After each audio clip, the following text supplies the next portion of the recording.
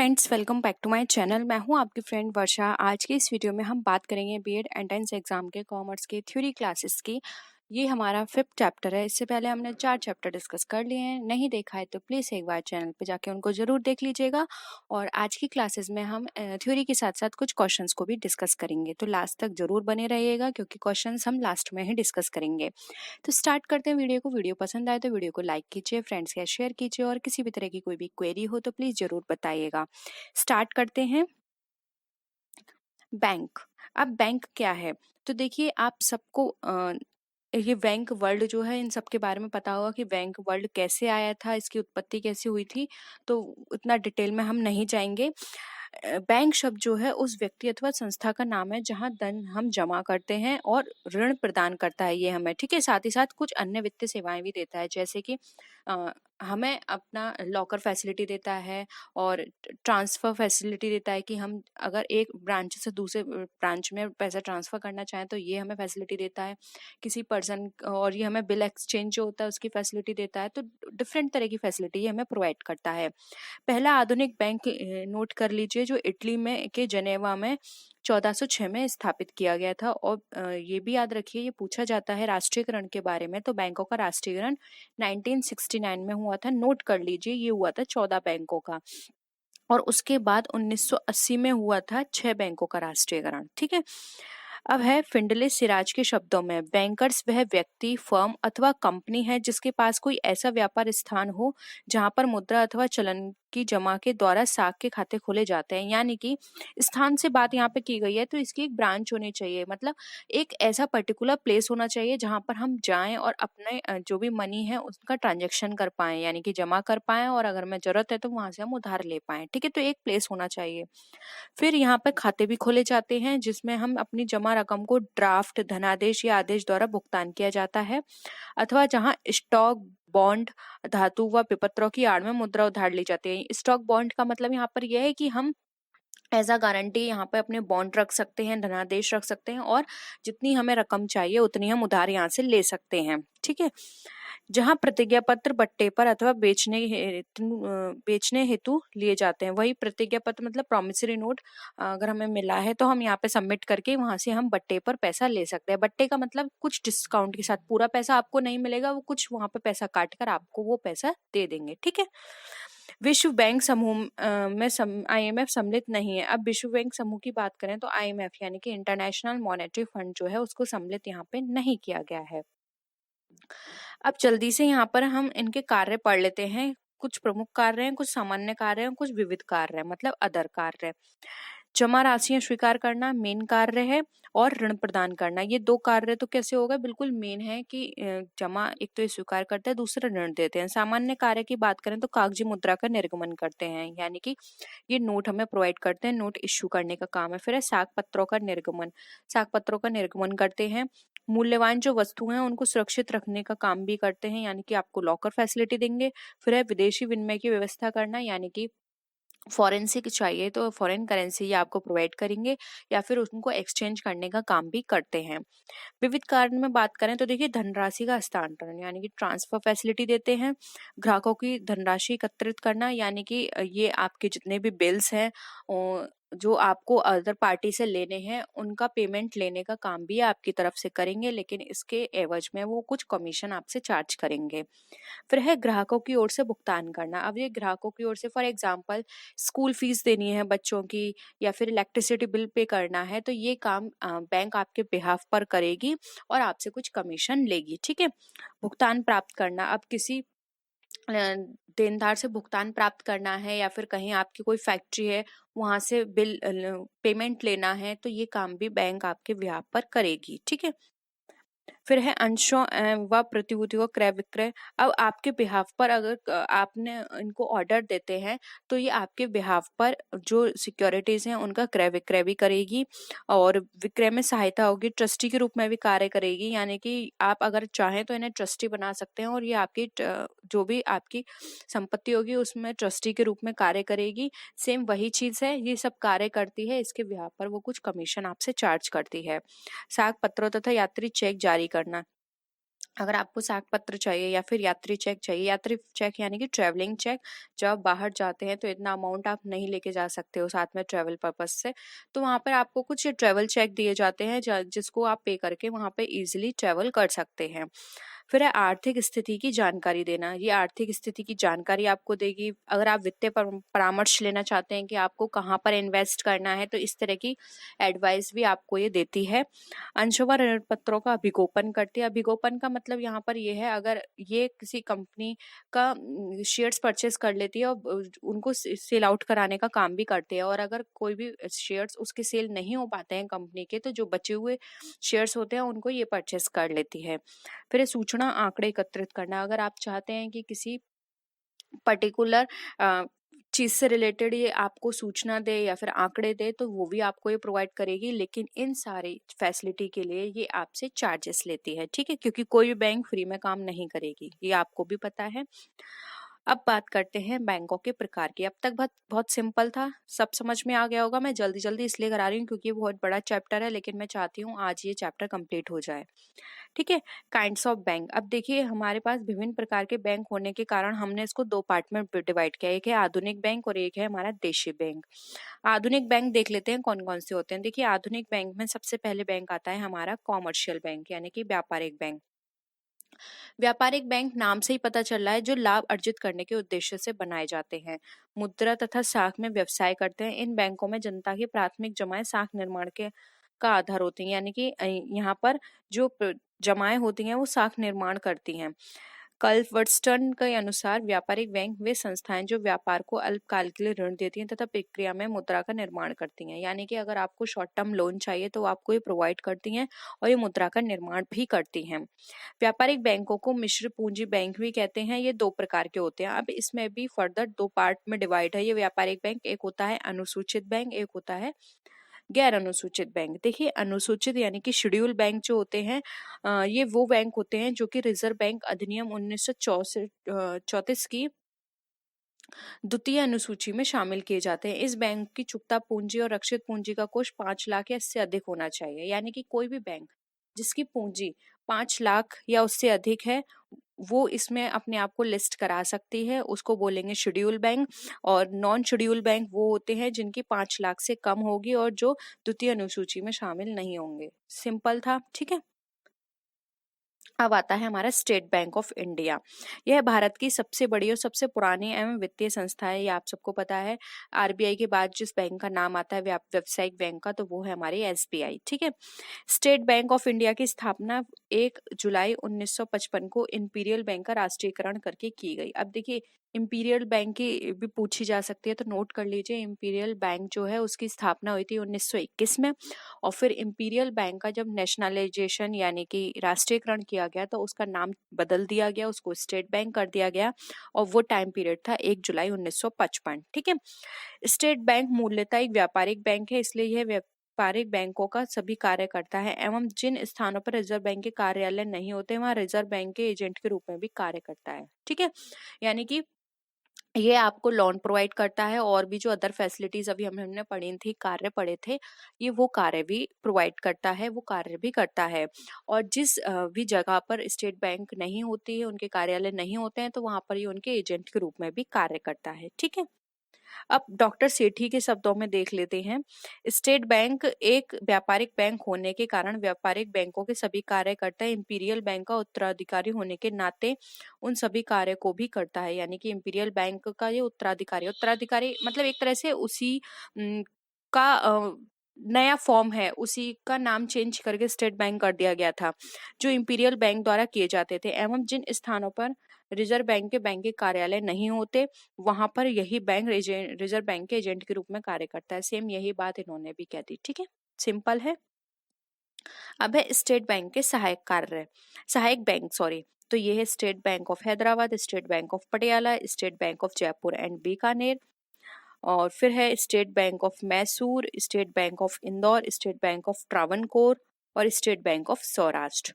अब देखिए, रिसेंट आप बात करें तो देखिए ये सारे बैंक एक दूसरे के साथ मर्ज हो गए हैं, आप सबको पता है, ठीक है। बट हमें पहले से पढ़ना है क्योंकि एग्जाम में ये सारी चीजें पूछी जाती हैं, इसलिए हम ये सब डिस्कस करेंगे।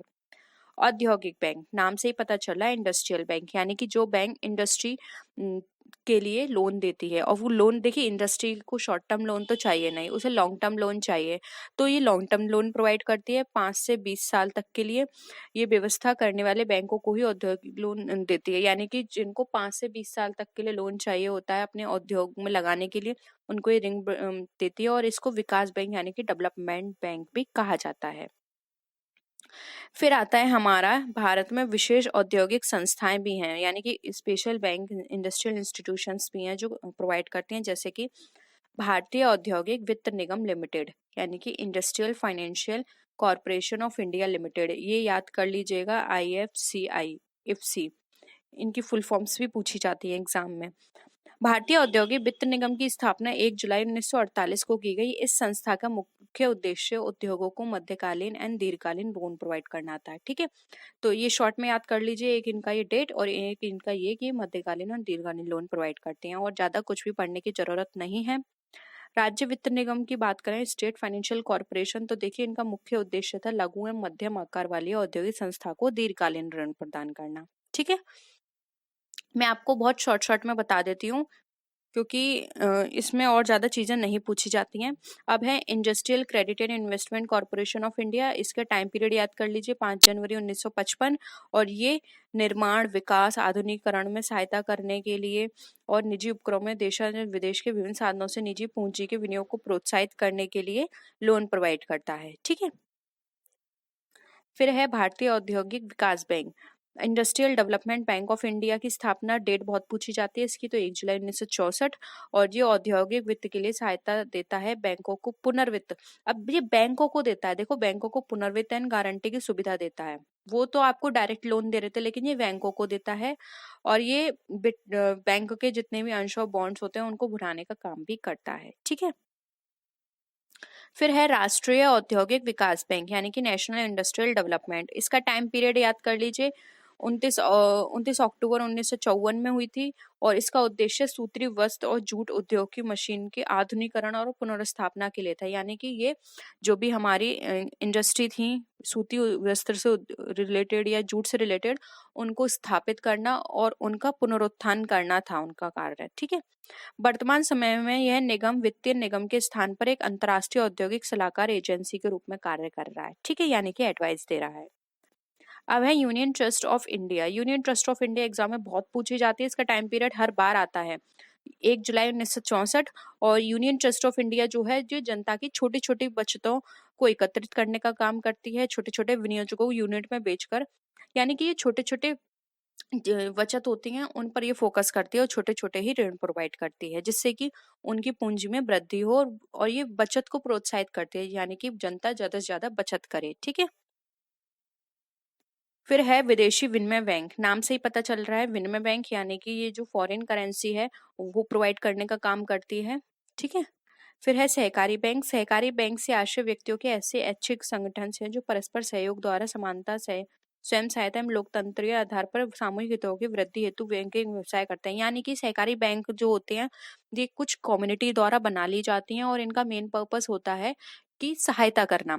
इनका बिजनेस करना मेन काम नहीं होता, इनका मेन काम होता है सहायता करना, और जो सहयोग के द्वारा मतलब कोऑपरेट करना एक दूसरे को, अगर किसी को जरूरत है तो उसको प्रोवाइड करना, फिर किसी को जरूरत पड़ रही है मेंबर को, उसको प्रोवाइड करना, इस तरह का कार्य ये करती हैं। डेफिनेशन देख लीजिए एक बार इसकी। सहकारी बैंक सहकारिता यानी कि कॉपरेशन के आधार पर गठित एक ऐसी एजेंसी है छोटे व्यक्तियों से व्यवहार करती है तथा जो अपनी शर्तों के अनुसार उनकी जमा को स्वीकार करती है तथा ऋण प्रदान करती है। यानी कि ये छोटे व्यक्ति होते हैं, यानी कि जिनको जरूरत होती है वो उनको फंड प्रोवाइड करती है, और ये बहुत ज्यादा फैली हुई नहीं होती, ये एक छोटी कम्युनिटी के अंदर काम करती हैं। ठीक है, फिर है सहकारी बैंकों का वर्गीकरण। अब देखिए, प्राथमिक सहकारी बैंक के अंदर आते हैं कृषि सहकारी, गैर कृषि सहकारी, फिर है केंद्रीय सहकारी बैंक, फिर है राज्य सहकारी बैंक। ठीक है, अब देखिए प्राथमिक सहकारी बैंक जो होती हैं ये भी दो पार्ट में डिवाइड है, एक है एग्रीकल्चर बेस्ड, एक है नॉन एग्रीकल्चर बेस्ड। एग्रीकल्चर जो होती है वो किसानों को प्रोवाइड करती है ऋण, और जो नॉन एग्रीकल्चर होती हैं वो शुल्स डेलिस के सिद्धांत पर आधारित होती है, और भारत में इस प्रकार के बैंक बहुत कम है। तो इसमें इतना ज़्यादा डीप में जाने की ज़रूरत नहीं है, ये इतना नहीं पूछा जाता, बस मीनिंग याद कर लीजिए। कृषि बैंक जो है किसानों के लिए वर्क करती हैं, और जो गैर कृषि सहकारी बैंक है, वो एक रूल है, शुल्क डैलिस के सिद्धांत, उस पर वह काम करती हैं। फिर है केंद्रीय सहकारी बैंक। नाम से पता चल रहा है केंद्रीय सहकारी बैंक, यानी कि यहाँ पर जो केंद्र है उसके द्वारा की जाती हैं ये बैंक प्राथमिक सहकारी बैंकों की वित्तीय सहायता प्रदान करते हैं। इन बैंकों की स्थापना 1912 में की गई थी, और इनका दूसरा नाम भी है जिसको डिस्ट्रिक्ट कोऑपरेटिव बैंक भी बोलते हैं। यानी कि जो अभी हमने ऊपर पढ़ी थी प्राथमिक सहकारी बैंक, ये उनको ऋण प्रोवाइड करती है, यानी ये कस्टमर से रिलेटेड नहीं होती, ये प्राइमरी सहकारी बैंक जो होती हैं उनको प्रोवाइड करती हैं ऋण। फिर है राज्य सहकारी बैंक। जिस प्रकार प्राथमिक सहकारी बैंकों का संघ केंद्रीय सहकारी बैंक कहलाता है, उसी प्रकार एक प्रांत के सभी केंद्रीय, यानी कि पहले प्राथमिक प्राथमिक को प्रोवाइड कौन करेगा, वो करेगा केंद्रीय, और सभी जो केंद्रीय होंगी वो आएंगी राज्य सहकारी बैंक के अंतर्गत। ठीक है, यानी कि शीर्ष बैंक भी बोलते हैं। एपेक्स बॉडी किसकी, केंद्रीय की, और केंद्रीय अपेक्स बॉडी किसकी है, प्राथमिक की। ठीक है। अब है भूमि बंधक बैंक। देखिए भूमि बंधक बैंक यानी कि इसमें किसानों को की भूमि जो होती है उसको बंधक बना के उनको दीर्घकालीन ऋण दिया जाता है। बंधक मतलब मॉर्गेज रख दी जाती है एज अ सिक्योरिटी, और फिर उसको दीर्घकालीन ऋण प्रोवाइड किया जाता है। नेक्स्ट आते हैं यहाँ पर केंद्रीय बैंक यानी कि सेंट्रल बैंक। केंद्रीय बैंक देश का सर्वोच्च बैंक होता है, ये आप सब लोग जानते हैं। देश के विधान के अंतर्गत इसे कुछ विशेष अधिकार प्राप्त होते हैं और कुछ शक्तियां भी प्राप्त होती हैं, जैसे कि अन्य बैंकों को प्राप्त नहीं होती हैं। अब ये आप जानते हैं कि हर कंट्री में एक होता है स्टेट बैंक अपना, वो सॉरी सेंट्रल बैंक अपना, जिसको हम रिजर्व बैंक ऑफ इंडिया के नाम से भी जानते हैं। अतः केंद्रीय बैंक व संस्था जो सामान्य जनहित में मुद्रा की मात्रा में विस्तार तथा संकुचन की व्यवस्था करने का दायित्व सौंपा जाता है। यानी कि जब मुद्रा कम होती है तो उसको निर्गमित करने का कार्य भी इसका होता है, और मुद्रा का ज्यादा से ज्यादा मिसयूज ना हो उसको कंट्रोल करने का काम भी इसी का होता है। ये मुद्रा को इश्यू करती है, और ये अदर बैंक की तरह कस्टमर के साथ डायरेक्टली डील नहीं करती है। ठीक है, ये बैंकों को कंट्रोल करती है, बैंकों को लोन प्रोवाइड करती है, ये बैंक के साथ डील करती है, ना कि कस्टमर्स के साथ। शाख निर्माण केंद्रीय का बैंक का कार्य नहीं है। अब शाख निर्माण किसका कार्य है, मैंने आपको बताया था। ये व्यावसायिक बैंक जो है हमारे state bank, bank of Baroda, जितने भी बैंक्स आते हैं उनका काम होता है। ये state bank sorry central bank का काम नहीं होता है। नेक्स्ट है सैमुअलसन। अब देखिए सैमुअलसन ने इसके लिए क्या डेफिनेशन दी है। केंद्रीय बैंक एक ऐसा बैंक है जिसे देश की सरकार अपने लेन देन के कार्य करने, व्यापारिक बैंकों को नियंत्रित करने तथा राष्ट्र की मुद्रा की पूर्ति एवं साख व्यवस्था के नियंत्रण में सहयोग देने के लिए स्थापित करती है। भारत का केंद्रीय bank reserve bank of India है। इसकी स्थापना 1 अप्रैल 1935 को हुई थी, तो ये डेट याद कर रख लीजिए। और इसका जो एक्ट है वो 1934 है। स्टूडेंट बहुत कंफ्यूज होते हैं, मेरी प्रीवियस वीडियोस थी उनमें ये क्वेश्चन आया था कि इसका एक्ट कौन सा है। तो स्टूडेंट्स मोस्टली सबने ये कहा था कि इस्टेब्लिश हुई 1935। 1935 देखिए 1935 में तो इस्टेब्लिश हुई है, लेकिन इसका जो एक्ट है वो 1934 है। और इस्टेब्लिशमेंट और इन्फोर्स दोनों में बहुत डिफरेंस है। तो कई बार इन्फोर्समेंट पूछा जाता है, इसका तो यही है, लेकिन और भी चीज़ों का याद कर लीजिए। इन्फोर्समेंट अलग हो सकता है, इस्टेब्लिशमेंट पीरियड जो है वो अलग हो सकता है। तो दोनों दोनों का जो सन है वो अलग अलग हो सकता है। तो आपको इस चीज का ध्यान देना है, क्योंकि एग्जाम में ये छोटी छोटी गलतियां आपका 1 मार्क्स काट सकते हैं। ठीक है, तो यहाँ पर आपको केंद्रीय बैंक समझ में आ गया। अब नेक्स्ट आते हैं, इन्हीं के बारे में थोड़ा सा और है। रिजर्व बैंक का प्रमुख कार्य भारत में मौद्रिक स्थिरता लाना है, यानी कि वही कमी ना हो और ज्यादा से ज्यादा उसका बहुत ज्यादा भी मार्केट में ना आ जाए मनी, ये भी देखना इसका काम होता है। देश के हित में मुद्रा तथा साख प्रणाली का संचालन करने से है। ठीक है, मार्केट में ज्यादा आ जाएगी तब भी उसकी जो परचेसिंग पावर है वो कम हो जाएगी, और अगर कम होगी तो वहां पर क्या होगा कि वो जो मुद्रा का जो प्राइस है वो भी वहां पर क्या हो जाएगा, बहुत बढ़ जाएगा। तो ये सारी चीजें ना हो, इसलिए इन सबको कंट्रोल करना आरबीआई का काम होता है। नोटों के निर्गमन का नियमन करना एवं रक्षित कोषों को रखना भी इसका काम है। अब बैंक्स के लिए कुछ यहाँ पे रिजर्व्ड अमाउंट कर दिया गया है कि इतना अमाउंट इन्हें रिजर्व बैंक के अंदर अपना सिक्योर तरीके से रखना है। ठीक है, इतना CRR होना चाहिए, इतना स्टैट्यूटरी रिजर्व होना चाहिए, तो वो इनको फॉलो करना पड़ता है। ML सिंघई के अनुसार रिजर्व बैंक ऑफ इंडिया केंद्रीय बैंक के सभी कार्यों को करता है, जैसे पत्र मुद्रा का निर्गमन। सरकार का बैंकर है ये। सरकार का बैंकर यानी कि सरकार के लिए काम करता है। मैंने आपको बताया डायरेक्ट कस्टमर के साथ डील नहीं करता। देश की बैंकिंग प्रणाली का नियमन, साख नियंत्रण, विनिमय नियंत्रण आदि, यह सभी बैंकिंग और वित्तीय मामलों, मौद्रिक नीति के प्रतिपादन आदि में सरकार के सलाहकार के रूप में काम करता है। देखिए इनकी डेफिनेशन में ना आपको आरबीआई के सारे फंक्शंस मिल जाएंगे। ये इन्होंने अपनी डेफिनेशन में जो जो बताया ये आरबीआई के फंक्शंस हैं, ठीक है। तो इसके अकॉर्डिंग भी आप आरबीआई के फंक्शंस इजिली समझ सकते हैं। अब देखिए यहाँ पर हम रिजर्व बैंक के फंक्शन की बात करते हैं, कंपैरिजन करेंगे सामान्य बैंकिंग के साथ। देखिए नोट निर्गमित करना, जमा प्राप्त करना, ये निर्गमित करने यानी इशू करने का काम करते हैं और ये सिर्फ प्राप्त करते हैं।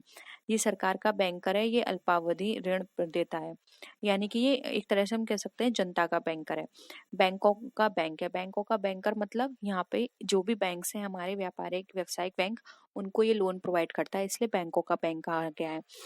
विनिमय दर को स्थिर रखना होता है इसका काम, साख नियंत्रण करना होता है, समाशोधन गृह का कार्य है। आपने क्लियरिंग हाउस पढ़ा होगा, उसका काम करना केंद्रीय बैंक का काम है। कृषि साख की व्यवस्था करना, औद्योगिक वित्त व्यवस्था करना, क्योंकि मैंने आपको बताया था औद्योगिक वित्त व्यवस्था करना क्यों, क्योंकि जो भी औद्योगिक बैंक है उसको उन बैंक्स को लोन देना इनका काम है। बिल बाजार का विकास करना, प्रशिक्षण व्यवस्था करना और आंकड़ों का संकलन प्रकाशन करना, ये सब काम केंद्रीय बैंक के होते हैं। सामान्य बैंकिंग की बात करें तो अल्पावधि ऋण देना, अल्पावधि ऋण देना ये 2 बार हो गया। फिर है विपत्रों को भुनाना और क्रय विक्रय यानी कि बिल ऑफ एक्सचेंज का कार्य है। कृषि विपत्रों का क्रय विक्रय यानी कि जो भी किसान विकास पत्र होते हैं इनको बेचने का खरीदने का काम इनका होता है। विदेशी विनिमय विपत्रों का क्रय विक्रय करना इनका काम होता है। मूल्यवान धातुओं का क्रय विक्रय, वही कस्टमर अगर अपना ये फैसिलिटी लेता है बैंक से कि वो उनके बिहाफ पर खरीदे और बेचे, तो ये काम भी ये करते हैं। बहुमूल्य पदार्थों को सुरक्षित रखना यानी कि लॉकर फैसिलिटी प्रोवाइड करना। विश्व बैंक में खाता खोलना, ये सामान्य बैंकिंग का कार्य होता है। अगर आप फॉरेन बैंक में अपना अकाउंट खोलना चाहते हो तो ये आपकी हेल्प करेंगे फॉरेन बैंक में आपका अकाउंट ओपन करवाने में। फिर है अन्य राष्ट्रों के केंद्रीय बैंकों में खाता खोलना। अगर आप अन्य राष्ट्रों के केंद्रीय बैंक में खाता खुलवाना चाहते हो तो ये काम भी इनका होता है, ठीक है।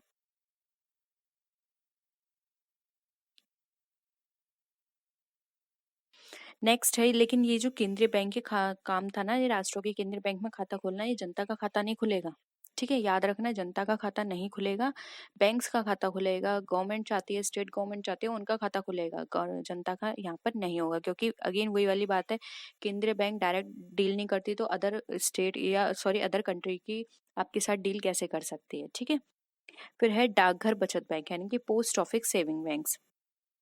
इसके अंदर क्या होता है, आपने देखा होगा कि कई लोग पोस्ट ऑफिस में भी सेविंग्स करके चलते हैं, तो वही इसका काम है कि पोस्ट ऑफिस जो है वो बैंक से मर्ज होता है और वो वहां पर भी सेविंग फैसिलिटी प्रोवाइड कराता है और आपको इंटरेस्ट मिलती है एक पर्टिकुलर टाइम पीरियड पर, ठीक है। फिर है क्षेत्रीय ग्रामीण बैंक यानी कि रीजनल रूरल बैंक। इन बैंकों की स्थापना 2 अक्टूबर 1975 में की गई थी। क्षेत्रीय ग्रामीण बैंक ग्रामीण क्षेत्र के कमजोर वर्गों, छोटे तथा सीमांत किसानों, भूमिहीन मजदूरों, इन सब के लिए ये व्यवस्था की गई थी, क्योंकि देखिए हर जगह हर गांव में, क्योंकि बहुत सारे गांव ऐसे हैं जहां पर अभी भी इन तरह की फैसिलिटी नहीं है, तो वहां पर एसबीआई, आरबीआई, सॉरी एसबीआई हो गया, बैंक ऑफ बड़ौदा हो गया, यूनियन बैंक हो गया, इनकी पहुंच नहीं है, तो वहां पर रीजनल रूरल बैंक जो होते हैं वो वर्क करते हैं। बैंक वहाँ के जितने भी किसान हैं, छोटे उद्यमी लोग हैं, मजदूर हैं, उनकी सेविंग्स वहाँ पे डिपॉजिट होती हैं, उनको लोन प्रोवाइड करते हैं, इसलिए इनका इस्टेब्लिशमेंट किया गया। फिर है राष्ट्रीय कृषि तथा ग्रामीण विकास बैंक यानी कि national bank for agriculture and rural development, NABARD. इसकी टाइम पीरियड बहुत पूछी जाती है, लास्ट ईयर भी पूछा गया था, उससे पहले के एग्जाम्स में भी बहुत बार पूछा गया है, 12 जुलाई 1982। नाबार्ड बहुत पूछा जाता है कि इसका एस्टेब्लिशमेंट कब हुआ। सेकंड क्वेश्चन इसका बहुत पूछा जाता है कि नाबार्ड किनको लोन प्रोवाइड करती है या कैसे लोन प्रोवाइड करती है, तो याद रखिएगा नाबार्ड दीर्घकालीन लोन प्रोवाइड करती है। और किसको, किसानों को रिजर्व बैंक से अल्पकालीन ऋण व भारत सरकार से दीर्घकालीन ऋण लेकर ग्रामीण क्षेत्रों में, यानी कि ये जो ग्रामीण क्षेत्र होते हैं उनको लोन प्रोवाइड करती है, ठीक है। याद रखिएगा अल्पकालीन और दीर्घकालीन, ठीक है। एक्सपोर्ट इम्पोर्ट बैंक भी बहुत पूछा जाता है, इसकी डेट याद रख लीजिए 1 जुलाई 1982 में। और एक्सपोर्ट इम्पोर्ट बैंक जो होती हैं वो, अगर आपको एक्सपोर्ट करना है या इम्पोर्ट करना है उसके रिगार्डिंग फाइनेंस चाहिए तो ये आपको प्रोवाइड कराएंगे, ठीक है। फिर है नेशनल हाउसिंग बैंक, अगेन ये भी बहुत इंपॉर्टेंट है, ये तीन बहुत इंपॉर्टेंट है, इनके टाइम पीरियड याद रख लीजिएगा, जुलाई 1988। और ये इनकी स्थापना अनुसूचित बैंकों तथा आवास विकास वित्त संस्थाओं को वित्तीय सहायता देने के लिए की गई थी, ठीक है। अब आ जाते हैं हमारे देशी बैंकर, जिसको इंडिजीनियस बैंकर्स भी बोला जाता है। देशी बैंकर्स कोई भी व्यक्ति या निजी फर्म है जो ऋण देने के साथ साथ जमा स्वीकार करती है, हुंडियों में व्यवहार करती है। हुंडी अब इतनी चलन में नहीं है, या फिर बिल्कुल ही जो वैसे इलाके होते हैं जहाँ पर बिल्कुल हम ये बोल सकते हैं जो छोटे जिले होते हैं वहां पर ये चलती, अभी भी शायद चलती होंगी, लेकिन किसी किसी जगह पर वैसे मोस्टली हुंडी का प्रचलन अब कम हो गया है, अथवा दोनों कार्य करती है। अब देखिए यहाँ पर भारतीय बैंकिंग आयोग 1972 के अनुसार इन्होंने देशी बैंकर को किस तरह डिफाइन किया है। देशी बैंकर वे व्यक्ति एवं संस्थाएं हैं जो अपने व्यवसाय के लिए जमाएं स्वीकार करते हैं अथवा बैंकों से उधार लेते हैं। ये माल सेवाओं के उत्पादन एवं वितरण के लिए अल्पकालीन हुंडियों द्वारा धन की व्यवस्था करते हैं। देशी बैंकर को विभिन्न राज्यों में अलग अलग नाम से जाना जाता है। जैसे उत्तर प्रदेश में बात करें तो सेठ, देखिए देशी बैंकर का मतलब एक तरह से ये है कि किसी भी पर्टिकुलर एरिया में जो भी बहुत ही धनी व्यक्ति होगा वो जिनको जरूरत है उनको लोन प्रोवाइड करेगा, और इस एवज में वो क्या करेगा, उनसे ज्यादा चार्जेस लेगा, ठीक है। उनसे ज्यादा ब्याज लेगा, या फिर उनकी जो संपत्ति है उसको अपने यहाँ मॉर्गेज रख लेगा, और और उस पे ब्याज पे ब्याज ब्याज पे ब्याज चढ़ाता रहता है। तो देसी बैंकर्स अब इतने यूज में नहीं है, क्योंकि यहाँ पर उनको बहुत एक्सप्लॉइट किया जाता है। साहूकार, महाजन, बनिया, पंजाब में खत्री, कोठीवाला, तमिलनाडु में चिट्टी, महाराष्ट्र में सर्राफ, मारवाड़ी, मध्य प्रदेश में रोहिल्ला आदि, ये इनके नाम हैं, ठीक है। अब देखिए महाजन, महाजन बैंकर्स, महाजन या साहूकार वे व्यक्ति हैं जो अपने ग्राहकों को समय समय पर ऋण प्रदान करता है, परंतु ना तो जमा स्वीकार करता है और ना ही उनके में व्यवसाय करता है। देखिए महाजन जो होते हैं सिर्फ लोन प्रोवाइड करते हैं, और देखिए अगर इनका हिडन एजेंडा देखें तो इनका हिडन एजेंडा एक तरह से यही होता है कि ये लोन प्रोवाइड करेंगे और जो लोन ले रहा है ये उनकी संपत्ति को अपने पास रख लेंगे और उन पर इतना ब्याज लगाएंगे कि वो पूरी जिंदगी उनको नहीं चुका पाएगा और उनकी संपत्ति इनकी हो जाएगी, ठीक है। तो मेन इनका हिडन एजेंडा यही था, इसलिए महाजन जो है वो अमीर से अमीर बनते चले गए, क्योंकि ये बहुत एक्सप्लॉइट करते थे, ज्यादा से ज्यादा ब्याज लेते थे।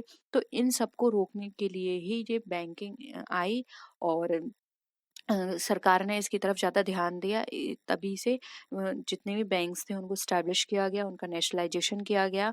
और अब आपने देखा होगा इस तरह की चीजें मार्केट में कम हो गई हैं। अब हर जगह बैंक है और इजीली लोन मिल जाता है, आपको कुछ सिक्योरिटी देनी पड़ती है और कई बार बिना सिक्योरिटी के भी आपको लोन मिल जाता है। तो मेन पर्पस क्या था, इस तरह के एक्सप्लॉयटेशन को रोकना, ठीक है। तो ये थे हमारा आज का टॉपिक। होप यहाँ पर आपको सारी चीजें क्लियर हुए होंगे। इसके रिगार्डिंग कुछ क्वेश्चंस हैं वो भी हम डिस्कस करेंगे। वीडियो कैसी लगी जरूर बताइएगा, ठीक है। बात करेंगे बैंकिंग हिस्ट्री के कुछ इंपॉर्टेंट क्वेश्चंस की। आप लोग रिक्वेस्ट कर रहे थे कि इस पे टॉपिक पे वीडियो बनाई जाए, तो कुछ क्वेश्चंस लेके आए हैं जो कि आपके एग्जाम में इंपॉर्टेंट है, पूछे जा सकते हैं। तो इस वीडियो को जरूर देखिएगा लास्ट तक। वीडियो पसंद आए तो वीडियो को लाइक कीजिए, फ्रेंड्स का शेयर कीजिए, और किसी भी तरह की कोई भी क्वेरी हो तो प्लीज़ जरूर बताइएगा। स्टार्ट करते हैं question. How many banks were nationalised in India in the year 1969? Friends बहुत कॉमन इंग्लिश है और मैं हिंदी में भी आपको समझाऊंगी, इसलिए मैंने इन क्वेश्चंस को हिंदी में भी नहीं लिखा है, ठीक है। तो इसमें ये पूछे गए हैं कि 1969 में कितने बैंक को नेशनलाइज यानी कि राष्ट्रीयकृत किया गया था, 12, 29, 14 या 6? तो देखिए 1969 की बात करें तो यहाँ पर इसका राइट आंसर होगा ऑप्शन नंबर 3 जो कि है 14। 14 बैंक को नेशनलाइज यानी कि राष्ट्रीयकृत किया गया था।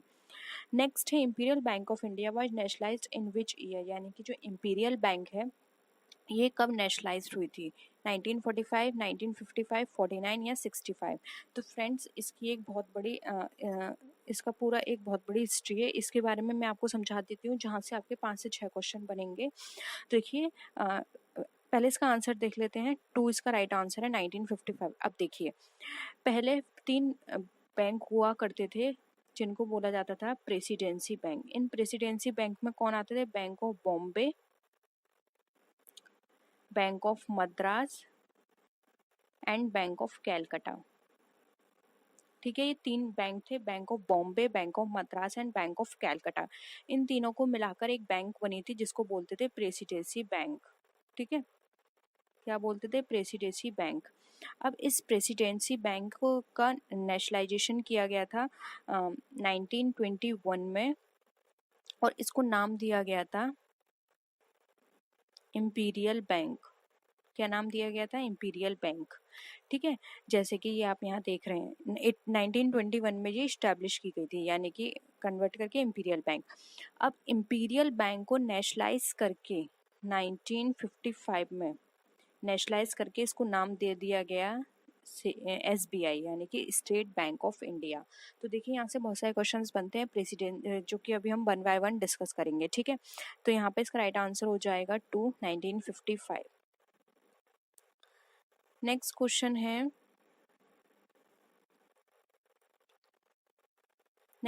है, what was the state bank of India called before it was created through SBI act? यानी कि SBI एक्ट से पहले स्टेट बैंक को किस नाम से जाना जाता था? देखिए एक क्वेश्चन बन गया, bank of Hindustan, bank of Madras, imperial bank of India या इंपीरियल बैंक ऑफ कैलकाटा। तो इसको बोला जाता है imperial bank of India. Option 3 यहाँ पे हमारा राइट आंसर है।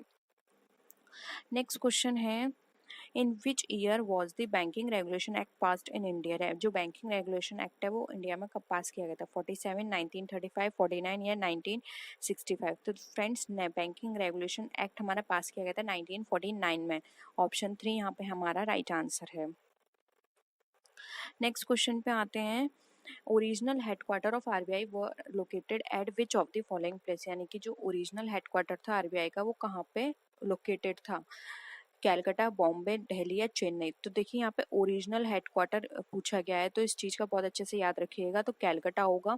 लेकिन अगर सिर्फ ये पूछते हैं कि where is the headquarter of RBI का हेडक्वार्टर कहाँ है, सिर्फ इतना क्वेश्चन है, ओरिजिनल या ओल्ड नहीं पूछा गया है, तो आप लिखेंगे मुंबई। क्योंकि फ्रेंड्स कैलकाटा पहले था इसका हेडक्वार्टर, उसके बाद इसको शिफ्ट करके मुंबई कर दिया गया था। ठीक है, तो यहाँ पे ओरिजिनल पूछा है, इसलिए आंसर होगा ए, कैलकाटा। नेक्स्ट क्वेश्चन है, the first bank of India जो कि है हमारा bank of Hindustan was nationalised established in year? जो इंडिया का पहला बैंक था बैंक ऑफ हिंदुस्तान, वो कब इस्टेब्लिश हुआ था? 1880, 1870, 1770 या 1775? तो ऑप्शन सी राइट आंसर है, जो कि 1770 को फर्स्ट बैंक इस्टेब्लिश हुआ था इंडिया का, जो था bank of Hindustan. Next question है, on which date was the reserve bank of India established? यानी कि जो रिजर्व बैंक ऑफ इंडिया है वो कब इस्टेब्लिश की गई थी? अप्रैल 1, 1935, जुलाई 12, 1982, जनवरी 1, 1949 या अगस्त 15, 1947? तो यहाँ पे रिजर्व बैंक ऑफ इंडिया की स्टैब्लिशमेंट की बात करें तो ये स्टैब्लिश हुई थी अप्रैल 1, 1935 में। तो ऑप्शन ए यहाँ पे हमारा राइट आंसर है। नेक्स्ट क्वेश्चन है, which was the first bank to introduce saving bank account in India? जो सेविंग बैंक अकाउंट है इंडिया में, वो फर्स्ट बैंक कौन थी जिसने इंट्रोड्यूस किया था? Bank of Hindustan, general bank of India, presidency bank या फिर बंगाल बैंक? तो फ्रेंड्स इसका राइट आंसर है option number 3, presidency bank. Next question है, second time nationalisation of more than 6 banks, more than नहीं आएगा फ्रेंड्स, 6 बैंक, टोटल 6 बैंक थी। ठीक है, 6 बैंक्स वर कंडक्टेड इन, ये 6 बैंक का सेकेंड टाइम में नेशनलाइजेशन हुआ था, वो कब हुआ था? 1975, 1980, 1985 या नन ऑफ द अबव? तो राइट आंसर है ऑप्शन नंबर 2, जो कि है हमारा 1980, 1980 में 6 बैंकों का दूसरी बार में राष्ट्रीयकरण किया गया था। नेक्स्ट है, reserve bank of India was establish under which among the following act? यानी कि रिजर्व बैंक ऑफ इंडिया है हमारा, वो स्टैब्लिश हुआ था किस एक्ट के अंदर? Reserve bank of India act 1930, reserve bank of India act 1921, reserve bank of India act 1934 या फिर नन ऑफ द अबव? तो friend reserve bank of India हमारा स्टैब्लिश हुआ था reserve bank of India act 1935 में। ठीक है, तो ऑप्शन सी यहाँ पे हमारा राइट आंसर है। नेक्स्ट क्वेश्चन है, the largest and oldest bank still in existence in, यानी कि सबसे बड़ी और सबसे पुरानी बैंक अब भी जो एग्जिस्टेंस में है वो कौन सी है? Punjab national bank, reserve bank of India, state bank of India या फिर नन ऑफ द अबव। तो राइट आंसर है ऑप्शन नंबर 3 जो कि हमारा state bank of India. Next question है, first bank established in India, यानी कि इंडिया में पहली बैंक कौन सी स्टैब्लिश की गई थी? Bank of India, bank of Hindustan, general bank of India या फिर नन ऑफ द अबव। तो फ्रेंड्स यहाँ पे इसका राइट आंसर है ऑप्शन नंबर 2 जो कि है हमारा बैंक ऑफ हिंदुस्तान। ये फर्स्ट बैंक थी इंडिया की जो कि इंडिया में स्टैब्लिश की गई थी। Which one among the following has not started commercial banking, यानी कि हमें इसमें से बताना है इसमें से कौन सी इंस्टीट्यूशन है जो कि जिसने कॉमर्शियल बैंकिंग स्टार्ट नहीं किया। SIDBI, IDBI, ICI and UTI. Full form मैं नहीं बताऊंगी, मैं आपको बहुत पहले भी बता चुकी हूँ इन सबकी फुल फॉर्म्स। आप सबको कमेंट सेक्शन में बतानी है इनकी फुल फॉर्म क्या होती है, SIDBI, IDBI, ICI and UTI की। मैं आपको बहुत बार बता चुकी हूँ, बहुत बेसिक है ये, ठीक है। अब यहाँ पे हम डायरेक्ट बात करते हैं कॉमर्शियल बैंकिंग किसने स्टार्ट नहीं की। तो देखिए इडबी, आईसीआई और यूटीआई इन तीनों ने कॉमर्शियल बैंकिंग में डील किया है, लेकिन सिडबी कॉमर्शियल बैंकिंग इन्होंने स्टार्ट नहीं करी है, इसलिए यहाँ पे ऑप्शन जो हो जाएगा ए हमारा राइट आंसर हो जाएगा। नेक्स्ट क्वेश्चन पे आते हैं।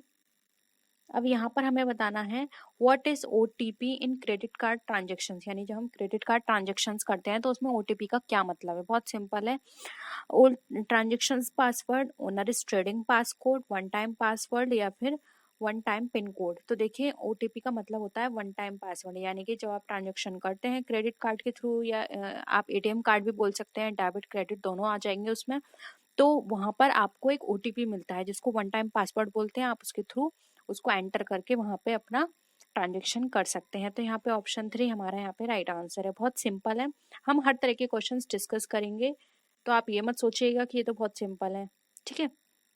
नेक्स्ट है the powers of control, the powers of controllers of capital issues of India is now shifted to, यानी कि जो भी हमारे जो पावर है कैपिटल इश्यू की वो हमारी अब शिफ्ट हो गई है। कहाँ पे शिफ्ट हो गई है?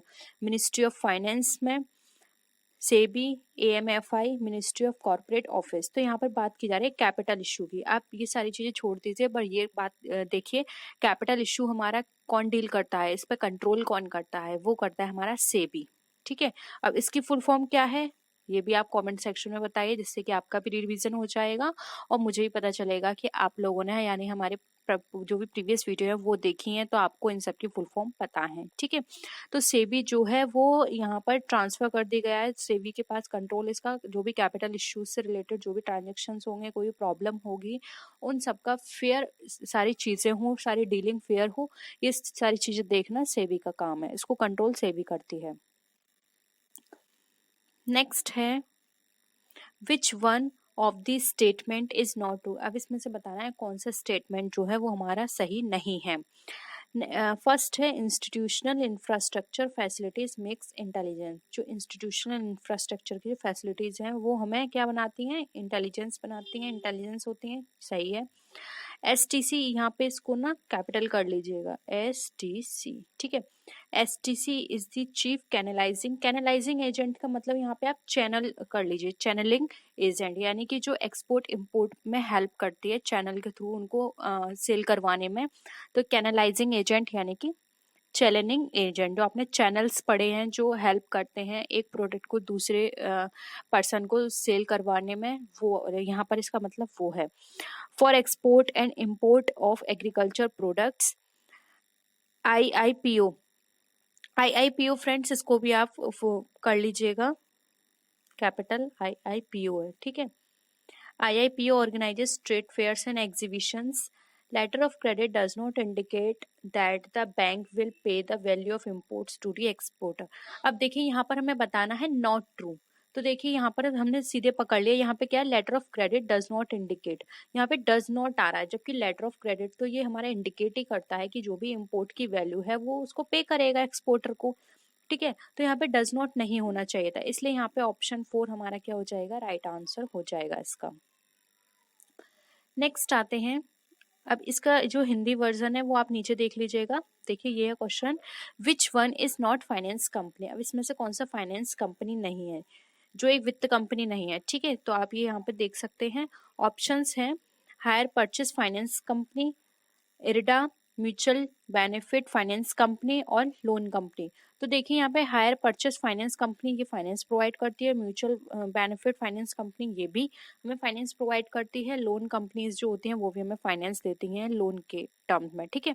अब यहाँ पे इरडा की बात आ रही है, तो इरडा कोई हमें फाइनेंस प्रोवाइड नहीं करती, ये एक रेगुलेटरिंग अथॉरिटी है जो कि रेगुलेट करती है। अब किस पे रेगुलेट करती है ये आप कमेंट सेक्शन में बताइए, क्योंकि इससे रिलेटेड भी मैं आपको एमसीक्यू करा चुकी हूँ।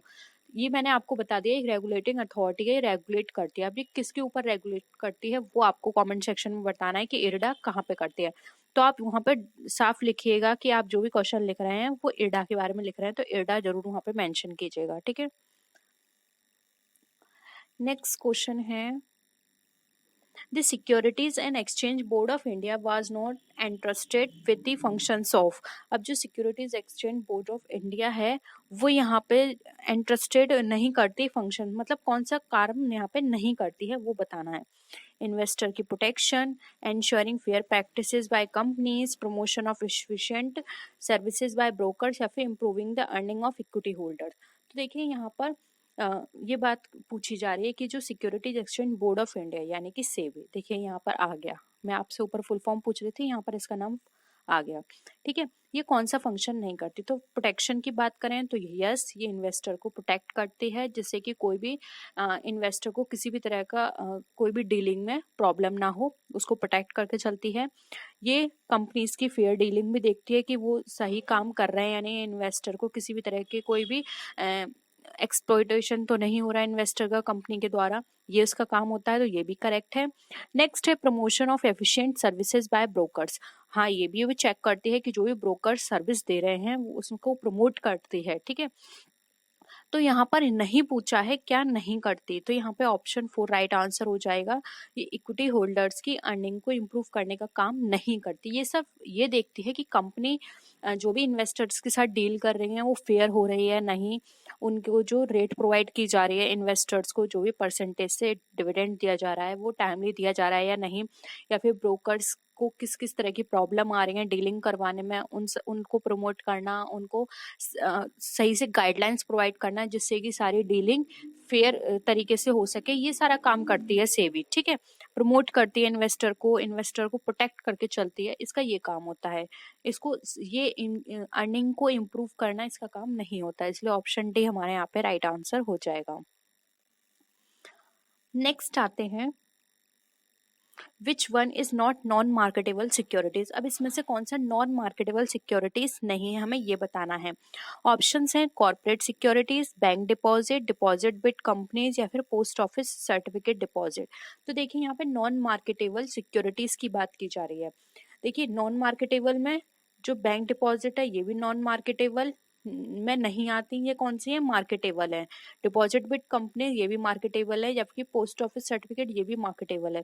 हमें यहाँ पे नॉट पूछा गया है, सॉरी यहाँ पे नॉट नॉन मार्केटेबल सिक्योरिटीज पूछा गया है, जबकि ये सारी चीजें हमारी नॉन मार्केटेबल में आती हैं। यहाँ पर अगर हम कॉर्पोरेट सिक्योरिटीज की बात करें तो ये नॉन मार्केटेबल सिक्योरिटीज नहीं है। कैसे नहीं है, क्योंकि फ्रेंड्स ये जो सिक्योरिटीज होती हैं ये कंपनी सिक्योरिटीज होती हैं, इनके अंदर वो सारी जो हम बोलते हैं फीचर्स वो इंक्लूड नहीं होते, इसलिए हम इसको नॉन मार्केटेबल सिक्योरिटीज नहीं बोल सकते। अब ये किस तरह की सिक्योरिटीज होती हैं, जैसे कि आप शेयर हो गया, हमारा डिवेंचर हो गया, कॉमर्शियल पेपर हो गए कंपनी के, ये सारी चीजें हमारी कॉर्पोरेट सिक्योरिटीज के अंदर आती हैं, इसलिए नॉट नॉन मार्केटेबल सिक्योरिटीज में हमारा जो राइट आंसर होगा वो होगा ऑप्शन नंबर 1 जो कि हमारा कॉर्पोरेट सिक्योरिटीज। नेक्स्ट आते हैं,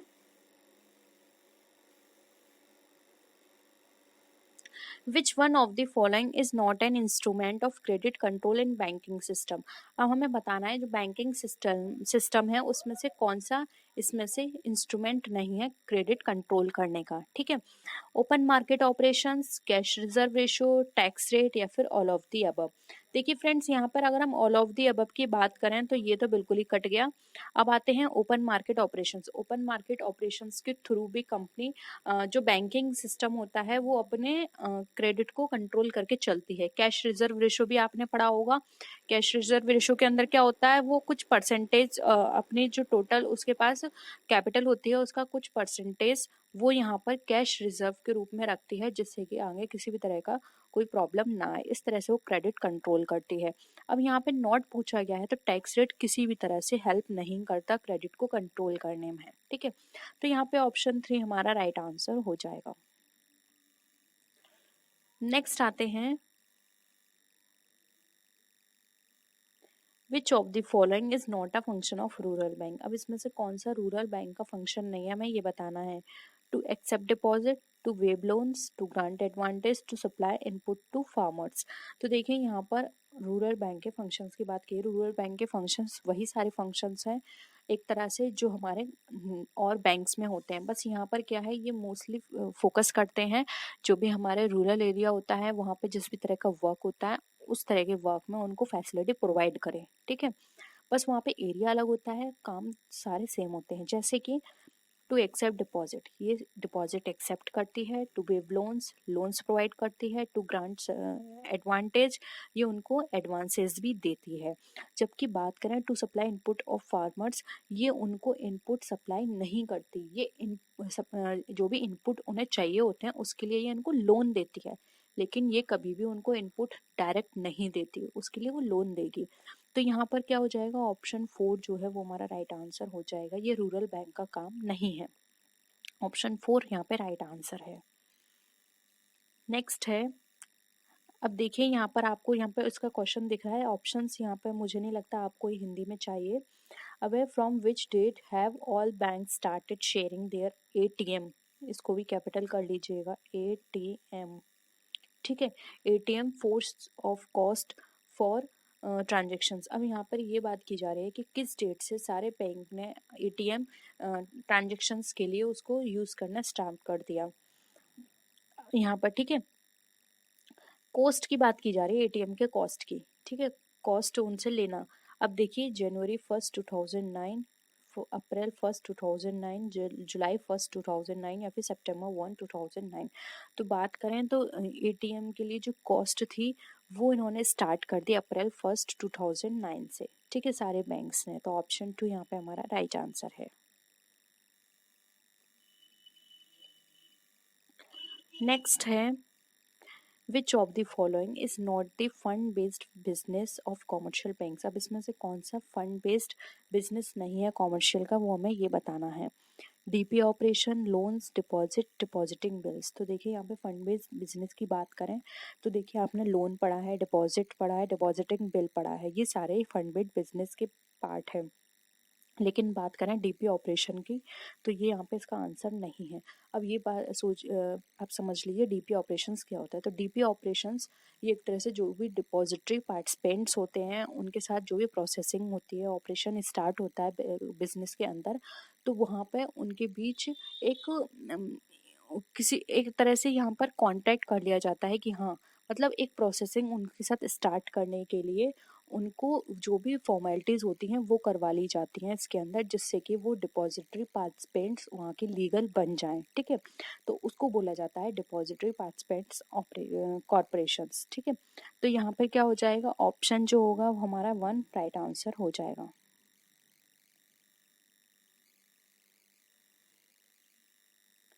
नेक्स्ट है, banking in India has its origin as early as period, यानी कि इंडिया में जो बैंकिंग का ओरिजिन है वो कब से है, किस अवधि से वो शुरू हुआ था। वैदिक पीरियड, मुगल, ब्रिटिश या फिर नन ऑफ दीज। तो आपने देखा होगा, आपने अगर बैंकिंग की हिस्ट्री पढ़ी होगी तो ये बताया जाता है कि जो बैंकिंग है वो इंडिया में आई थी ब्रिटिश टाइम पीरियड से, ब्रिटिश लेकर आए थे बैंकिंग को, ठीक है। तो उस टाइम पीरियड में ये हमारे बैंकिंग सिस्टम स्टार्ट हो गया था, तो ये हमारी इतनी पुरानी है, ठीक है। तो ऑप्शन 3 जो है वो हमारा राइट आंसर है। नेक्स्ट है, the maturity period of treasury bill is. अब जो हमारा जो ट्रेजरी बिल की जो मेच्योरिटी है वो कब कब है ये बतानी है। 91 days, 364 days, both A and B या फिर नन ऑफ द अबव। तो फ्रेंड्स यहाँ पर आप देखिए 91 डेज और 364 ये दोनों ही मैच्योरिटी डेट होती हैं, ट्रेजरी बिल की पीरियड होता है। तो ऑप्शन 3 यहाँ पे हमारा राइट आंसर हो जाएगा, बोथ ए एंड बी। अब देखिए यहाँ पर आप एक चीज़ को समझ लीजिए, टोटल जो ट्रेजरी बिल्स होते हैं वो हमारे कितने टाइप के होते हैं, 5 टाइप के। और ये ट्रेजरी बिल इंट्रोड्यूस कब हुआ था, ये इंट्रोड्यूस हुआ था 1986 में, ठीक है। कितने टाइप्स के होते हैं, एक होता है 14 डेज का, फिर होता है अगेन 14 डेज का, लेकिन इसको इंटरमीडिएट बोलते हैं, ठीक है, इंटरमीडिएट। एक होता है 91 डेज का, एक होता है 182 डेज का, और एक होता है 364 डेज का। यानी कम से कम डेज कितने होने चाहिए, 14, और ज़्यादा से ज़्यादा 364, ठीक है। ट्रेजरी बिल 1 साल से ज़्यादा के नहीं होते हैं, ठीक है। तो ये थे इसके आंसर्स, ठीक है। तो ये थे आज के क्वेश्चंस। आई होप आपको सारी चीज़ें क्लियर हो गई होंगी। किसी भी तरह की कोई भी क्वेरी हो तो प्लीज़ ज़रूर बताइएगा। तो फ्रेंड्स, नेक्स्ट वीडियो में आपसे फिर मिलते हैं हम और भी अच्छी वीडियोज़ के साथ। तब तक के लिए टेक केयर, बाय बाय।